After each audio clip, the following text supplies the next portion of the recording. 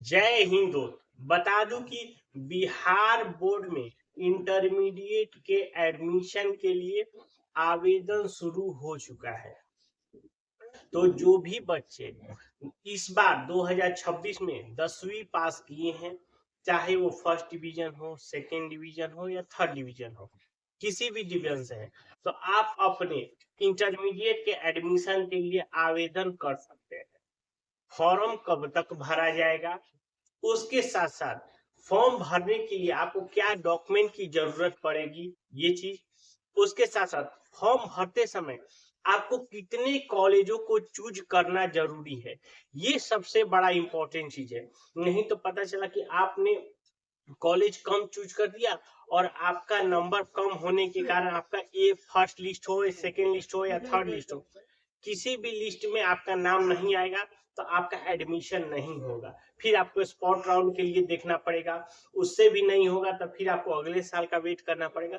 तो इन सब गलतियों से बचने के लिए वीडियो पूरा लास्ट तक देख लीजिए और सारी चीजों को अच्छे से समझ के आप अपने फॉर्म को ऑनलाइन करा दीजिए, ठीक है।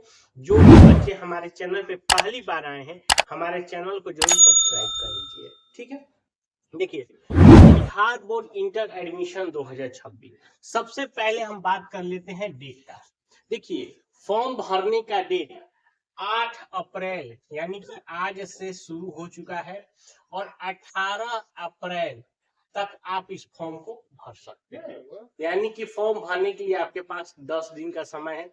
आज कहिए तो आज का लगभग आधा दिन समय खत्म ही हो चुका है। लोगों को आज पता ही है शुरुआती दिन है।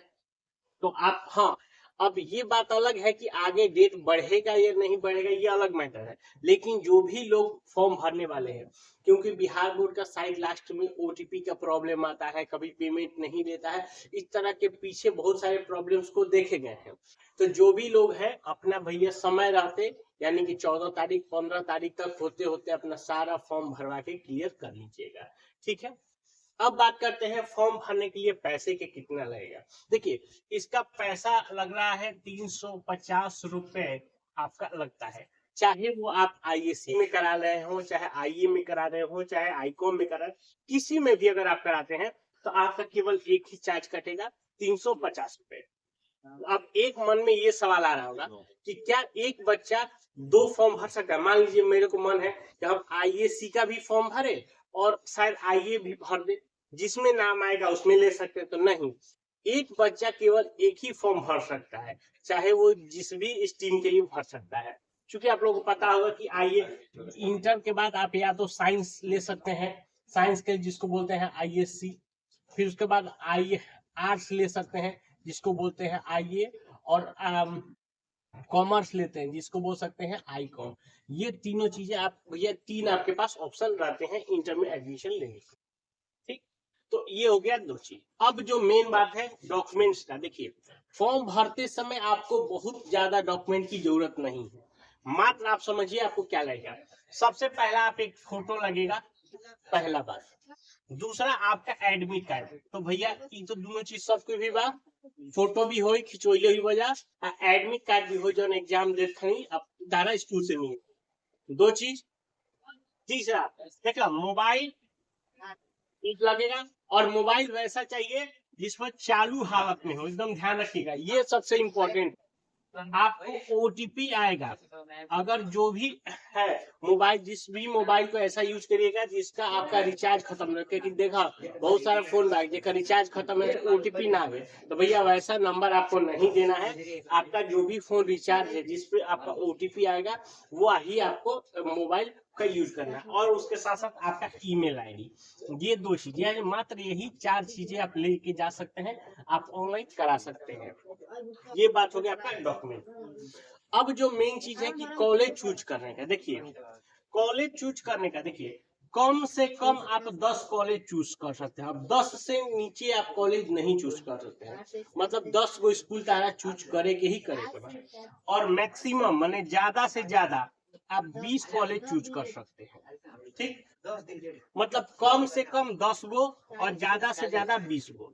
तो भैया चूज को करे के चाहिए 10 गो कहिया कि 20 गो। देखो अगर मैं बता दूं कि जिस भी लड़के का अप्रोक्स, अगर ये कह सकते हैं कि 80%, 75% इतना है, क्योंकि इस बार ये भी देखा जाता है कि पहले की अपेक्षा 10th में जो बच्चे हैं उनका स्कोर भी बहुत हाई जा रहा है।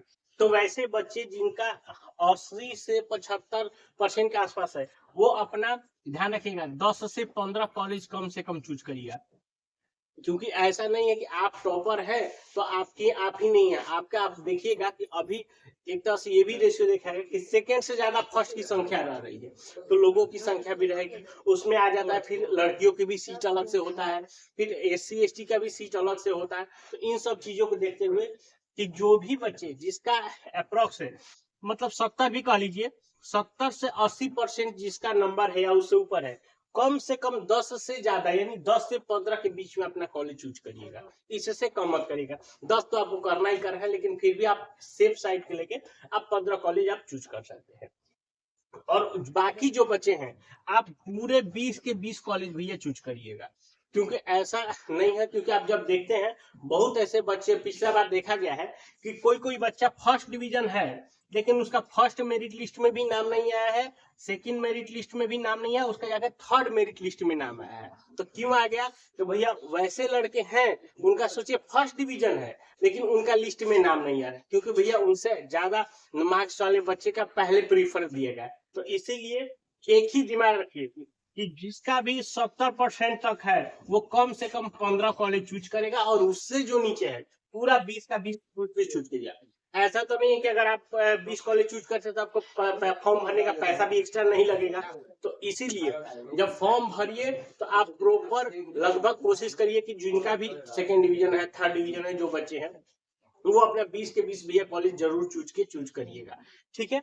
और अपना लास्ट डेट पता फिर से बोल देना है कि 18 अप्रैल है, लेकिन आप 18 अप्रैल का इंतजार मत करिएगा, आप समय रहते ही कम से कम आप ये ध्यान रखिए कि 15 अप्रैल तक आप अपना सारा फॉर्म डाल के क्लियर कर दीजिएगा। अब ये मत इंतजार करिए कि भैया डेट बढ़ेगा तब हम डालेंगे, ठीक है। तो इसके अलावा कोई और जानकारी है तो कमेंट करके पूछ सकते हैं। मिलते हैं नए वीडियो में, तब तक के लिए जय।